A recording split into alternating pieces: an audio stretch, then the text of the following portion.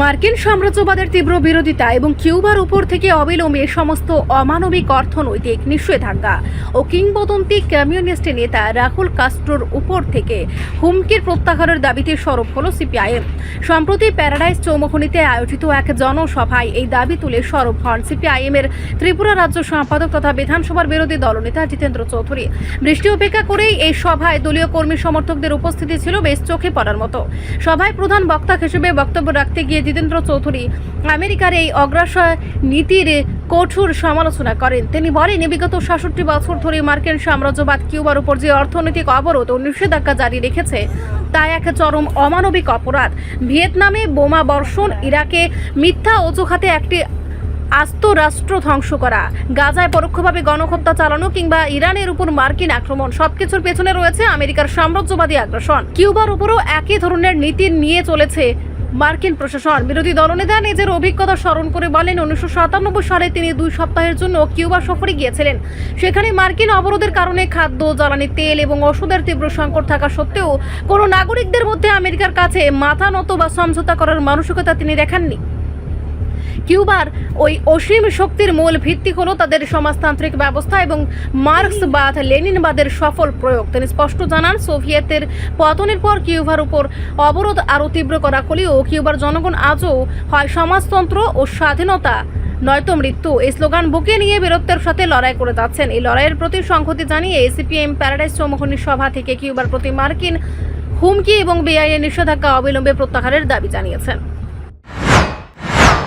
আপনারা শুনেছেন মার্কিন যুক্তরাষ্ট্রের এই অবরোধের ফলে কিউবার অর্থনীতিতে কি ধরনের সংকট এসছে। আমার সৌভাগ্য 1997 ইংরাজিতে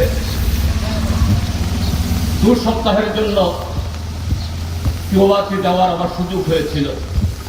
কিউবার কয়েকটা প্রদেশে তাদের শিক্ষা ব্যবস্থা, তাদের স্বাস্থ্য ব্যবস্থা, তাদের কৃষি ব্যবস্থা, তাদের যোগাযোগ এবং তাদের দেশে কিরকম ভাবে সরকারের সাথে জনগণের সম্পর্ক প্রত্যক্ষভাবে এটা ইন্টারাকশন করা, প্রত্যক্ষ দেখার সুযোগ হয়েছিল। কেন এই ছোট্ট কিউবা এত শক্তিশালী, মার্কিন যুক্তরাষ্ট্রের মতো এরকম একটা শক্তিকে তারা চ্যালেঞ্জ জানাবার সাহস পায়। অবশ্যই তার অন্যতম এই শক্তির পেছনে উপাদান হল সমাজতান্ত্রিক ব্যবস্থা, মার্ক্সবাদ লেনিনবাদের সফল প্রয়োগ। জীবনের সমস্ত ক্ষেত্রেতে সর্বোচ্চ শৃঙ্খলা এবং সোভিয়েত পতনের পর থেকে এই অবরোধ আরো বেশি করে সেখানে বনিয়ে এসেছিল।